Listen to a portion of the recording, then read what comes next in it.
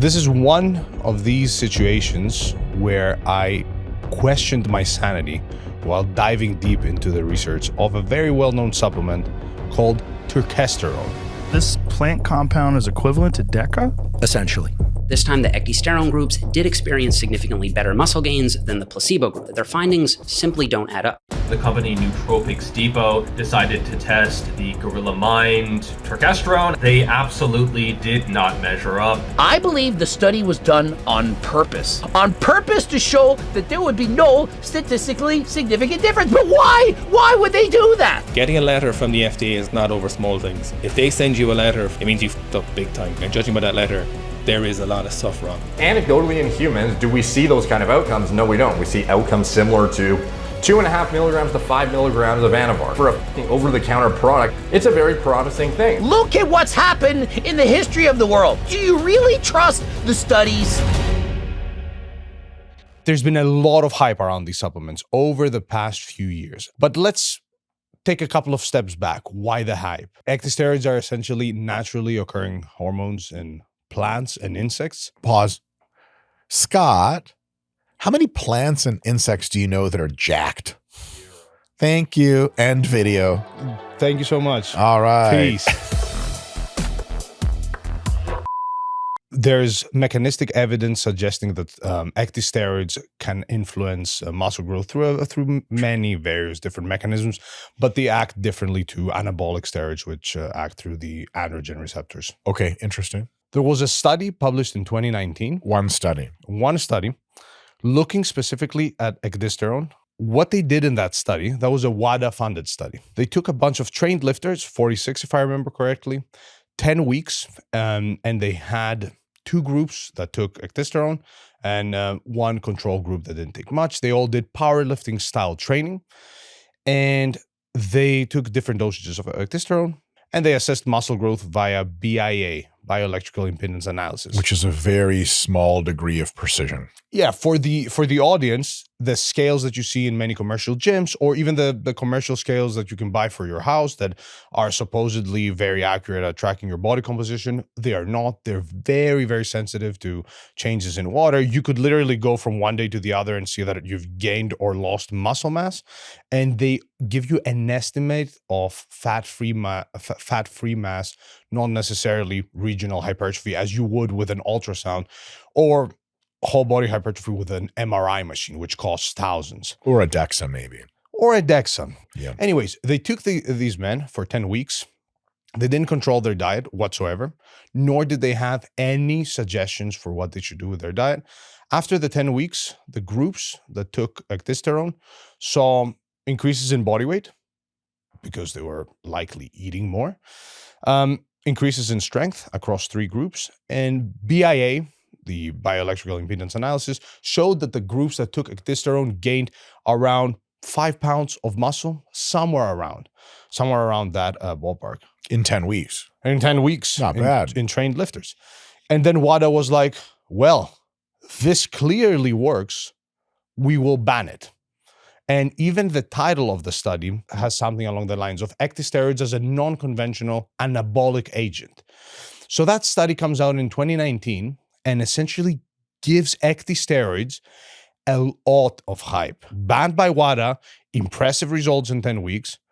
But obviously, we're talking about results that have a huge question mark right next to them, because BIA, body weight changes, no dietary control. So it could very well be that ecdysterone in that study actually did cause muscle gain robustly and strength gain, and it could be that it is an effective supplement, but one not particularly well-controlled study is not grounds for really conclusively saying this thing for sure grows muscle. We would need more studies, some of them preferably better controlled. 100%. Plus, here's the kicker. In that study specifically, the supplement that was supposed to contain 100 milligrams of ecdysterone per serving only contained 6. So you're saying it's even more anabolic. Exactly. That would be the twist there. Right? But typically ecdysterone is not pharmacokinetically known to cause anabolic effects or predicted to cause anabolic effects at 6 milligrams. Like the good reasonable dose is more like 100. Yes. Okay. So like this is one of these things where if you're trying to prove that creatine is effective and you had a study showing you gain 5 pounds of muscle, but people took a quarter of a gram of creatine per day, you would be like, whatever results you think creatine did, it's just underpowered to do this. Yes. The time where you could go, whoa, this may be even more potent would be if they had really robust muscle hypertrophy assessment methods. Let's say they used ultrasound, they had a larger sample, they controlled for diet, matched protein, and obviously reasonable amount of ecdystron in there. Yeah, but even if they didn't 6 milligrams. Yeah, even if they did. Oh, sure. So basically, so far, that study has suffers from basically 3 kinds of significant limitations. Limitation number 1 is that it was wildly underdosed. Yes. Even for theoretical mechanisms, we'd be really curious how that would work. 2 is that it has various internal validity design flaws.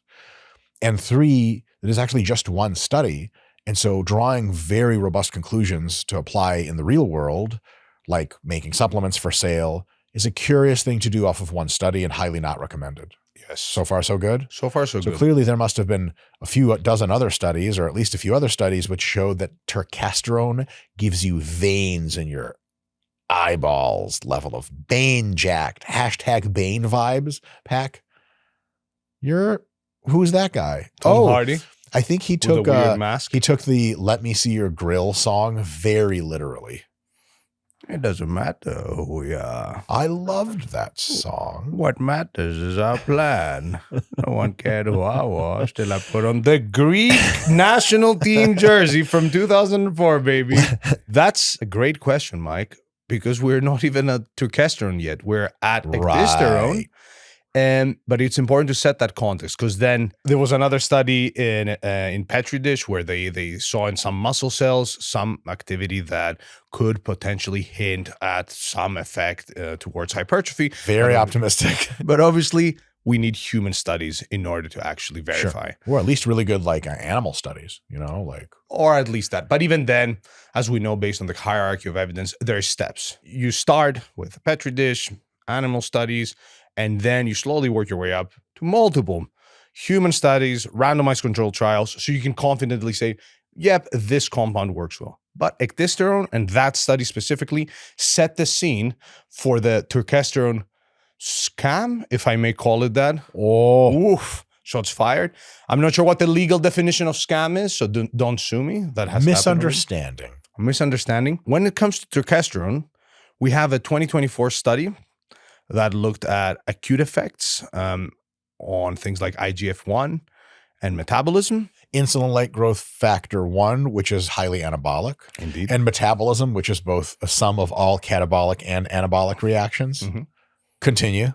Where they gave a bunch of turkesterone to a few men. So a robust dose. Yeah, well, supposedly 1,000 and 2,000 milligrams. Long story short, there were no differences, but that sort of studies, again, a proof of concept study to slowly build upon. There was also a study by Jose Antonio in his lab that looked at supplementing turkesterone for, I think, 8 to 10 weeks again, but they also used BIA to assess body composition. They found no difference between turkesterone and placebo. Okay. Here's the kicker, the extra kicker. There's a lot of plot twists here. This was back in the day where there was a big turkesterone scandal. So for the people that don't know, turkesterone was all the hype based off the ecdysteroid hype and that single study we mentioned. People started selling it, promising it will give top results. Then this scandal broke out that most, if not all, of turkesterone that was commercially available was not real turkesterone. It didn't contain turkesterone. A lot of the famous products. So that study was dismissed because essentially the criticism was, one, BIA methods, whatever, but also, there wasn't no real turkesterone around in the market. So the brand that they used didn't contain turkesterone. Fair. So this doesn't disprove turkesterone. Okay, fair critique. There was another study by the same group published in 2025, found the same thing, similar design, small sample, lots of limitations. This time with real turkesterone. This time with real turkesterone, supplied by Coach Greg specifically. It was. Oh, cool. Well, Yeah. he's into some real turkesterone now. He had the real thing, and he Super. had a back and forth with the lead researcher, Jose Antonio. That's based on what Greg said, because that study doesn't exist anymore. retracted? I don't know. It is not on the journal website. There's no signs of it anywhere. Whoa. I searched on the researcher's profile, their Twitter accounts, the journal page. The only evidence of that study existing was a screenshot on a video Greg made criticizing the study, rightfully pointing out some good criticism, but it's the same criticisms applied to the little bit of evidence we have for ecdysteroids. Right. So the use of BIA, Right. small sample size, yada, yada, yada. Believe it or not, when it comes to turkesterone and research, that's all. That's it. That's what we have right now. Are you serious? That's it. Well, so there's actually no study that illustrates turkesterone works, and there's one not so great study that illustrates that it doesn't work. Yes. So that's why I said at the beginning that this led me to sort of question my own sanity, because I was aware that turkesterone was mostly hype because I had seen the research back in the day. Back in the day, I mean like 3-4 years ago, and I had not heard any respected voices in our field mention it. I consume a lot of evidence-based content, a bit of higher level evidence-based content, keep up with the research, yada, yada, yada. But I thought, okay, it's all the hype again. It's being sold. It's real turkesterone now. Surely we'll have a couple, 3, something. We'll have some studies showing that it's effective. But to my surprise, and no matter the deep dive, there was nothing else. The main reason why this is hype is the classic marketing trick of you get a X days guarantee, your money back, refund, whatever, if it doesn't work, if you don't see results. From what we've seen in the literature with the 2 classic placebo studies, steroid placebo studies, where they told competitive powerlifters and trained collegiate level athletes that they were taking steroids, those people were told they were taking steroids. But they weren't. They weren't. And they made significant strength gains, even though they were pretty strong already. And Versus placebo. Versus placebo, yeah. But they were also reporting feeling much better, training going well, hitting PRs, yada, yada, yada. So the idea that, oh, okay, if it surely works, if that person is selling it and is telling me that if it doesn't work, I'll give you your money back. But the funny thing is that you look at ab belts, ab creams, any sort of gimmick, you're like, lot of ab gimmicks. wait a second. Yeah. They also do the money back guarantee. Everybody The does money back guarantee as a business practice is excellent because you're not trying to rip people off. If you really didn't like it, you get your money back. But as a marketing tool, can make people think that, well, if they're offering money back, if it doesn't work, then it clearly must work, which misses 2 things. One is the placebo effect. And 2 is the amount of friction you get from like getting your money back. It gets $30 and you have to fill out a form online for 2 hours and send something off in the mail. Like that's already 2 hours of your time. So if you make anything more than $15 an hour, it's literally worth it for you to just never bother to get your money back. Yes. So that's kind of another big thing. Yeah. It's like an app and you can like click one button and you get your money back. Okay, fine. Even then most people don't do it. So it's a great business practice, but it doesn't say anything about the effectiveness of the product. Yes. And it's funny because it comes back to, okay, we're using testimonials as evidence while also criticizing and rightfully criticizing some of the evidence showing no effect. Evidence. Right. Which is fine, and those critiques are fine. But then we can't say, okay, we'll put so much stock on people's, like a review on a website where you don't know co-founders, their background, whether there was actually any progress, no measurement of progress, yada, yada, And yada. also you can't account for placebo. Also it's selection bias. I mean, exactly. like could be a world in which turkesterone actually does work, but for the people whom it doesn't have great results, they're not going to go and put a testimonial of shitty results up online. Yeah. Which makes sense. Companies have to have their best interest in mind. And if you have a supplement that mechanistically works, and human data works, and then you sell it with testimonials, people go, well, yeah, these are just people that got results. Like, yeah, no shit, but it actually works. But if you just use testimonials and you look back at the literature for the supplement actually working, it's basically just like a bunch of crickets. It could work because there's a chance turkesterone actually does work. It's just you can't call it an evidence-based supplement because there's functionally no evidence for it working. Or say it works. That's my main gripe there. Yeah, it's actually claiming that it works is already in hot water. So you could claim like it might work, But and that doesn't exactly sell the so supplement. here I am selling my new supplement. Try it. Pax Air. I want Pax it. Oxygen. Scott, you want to buy equity? It may work. Yeah. You never know. The funny thing, though, to go back to turkesterone, is that all this is not new information, which was shocking to me. Jeff Nippard had broken down the research, which remains the same, even though he did it like 3 years ago. So the newer research basically was like, Yeah, and the new research was the one study, the 2 studies that showed nothing much. the one study that was retracted or mysteriously disappeared, and then the other study that was like, nothing's happening. Yeah, and the IGF one where it was an acute study, blah, blah, limitations. But even That's then, right. So there were 2 studies that showed null findings. One study that showed also null findings, yeah. but it was mysteriously disappeared from the internet. yeah, I don't know what Do we happened assume that study was just like kind of like walking down a city street at night, looking down at its phone and like just like Scott, what's that called? The stuff you use on women all the time? Chloroform. It appears that way, but this is weird, and I'm not pointing any fingers. I don't know what happened. Maybe it wasn't ever published, and like Greg got a screenshot before it was. Well, like I don't think Greg's making up screenshots. He's no. I'm not saying that. No, for sure. So I'm saying like probably came out somewhere, or pre-printed somewhere, or announced in media, but never. The screenshot was from the journal website, which is an MDPI journal, so I'm very familiar with their branding. And have you tried to reach out to their editorial staff? No, That's but a lot of work. it was nowhere to be found on the website. Googling the exact title yielded 0 results. That's tough. And on no researcher's page, even on ResearchGate or Google Scholar, could I find any signs of it existing. So we're talking about a supplement with no evidence that is making a shit ton of money. Lots of people buying it, some swearing by it. But as it stands, it is 98% hype and 2% evidence. And yeah, I don't know how to feel about that, especially when people have been told. So I thought this sit down, I was expecting to come up with a bunch of new studies and break them down and be like, yeah, since the whole scandal, there's been like 10 studies and one showed something this, at all. something. But I found myself essentially re-looking at the same literature that people had exposed a bunch of years ago, plus 2 studies with null findings. I used to clown on this research practice, this publication practice that I really didn't like. Mm-hmm. I still don't like it, by the way, so I'll clown on it again.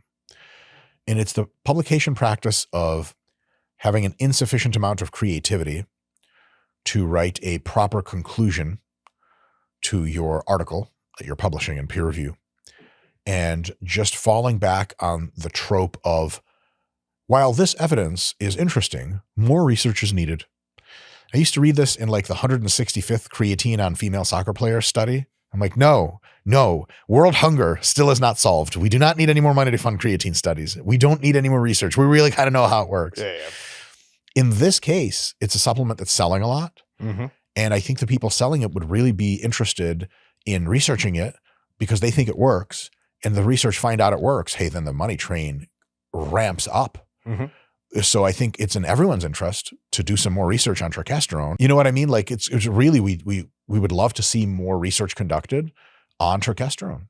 But that's also like, I'll slightly push back because the only reason we want to see research on turkesterone is because of the hype that's been built on turkesterone being effective based on the hype of ectosteroids based off the one meh study. So when it comes to like a hint that, hey, this shit might work, that hint is not really there. We semi-created that hint. Yeah, agreed. So let me push back again. Okay. Scott, get the boxing gloves. Then we can take another position. We can take 2 simultaneous positions. This is going to be some quantum interposition here. Kama Sutra. Beep, boop. Yes. 2 perspectives, both of which are worthy of research. Perspective 1, the people selling this supplement that hashtag clearly works would like some evidence to show that it works so they can really push back, like push into these claims.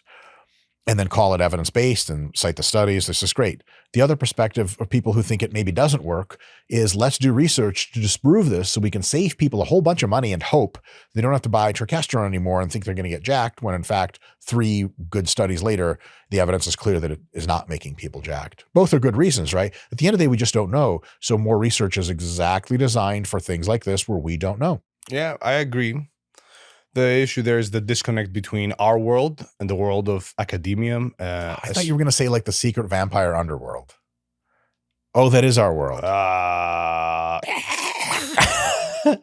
think that there's a disconnect because like in academia, like that's what a lot of people in our space don't realize. They're like, oh, why aren't you guys going and doing this? And it's like, it takes time, money. And in many cases, there's other projects on stuff that there is research showing that, hey, it's worth looking into. Yes. Versus let's now look at the supplement that people are buying, similarly to ab belts or whatever else scam product you want to call. But Whoa. look, until we have multiple well-controlled studies in humans showing that turkesterone produces a meaningful effect on muscle growth, and muscle growth being assessed with direct measures of assessing muscle growth like ultrasound, I would urge people to save their money. Obviously, do as you like. If you want to support your favorite creator, whatevs. I do that on another website called Mostly Friends. Mostly fan base people. But until then, chill. And also keep the same energy with other supplements. If you're going to buy turkesterone, buy my supplement, Pack Air, as well. I swear it works. Mike swears it works. He also holds equity. I'm a scientist too. Yeah, he's a scientist, PhD. Here's a bunch of testimonials. Scott, the video guy. Here's some extra work for the editing team.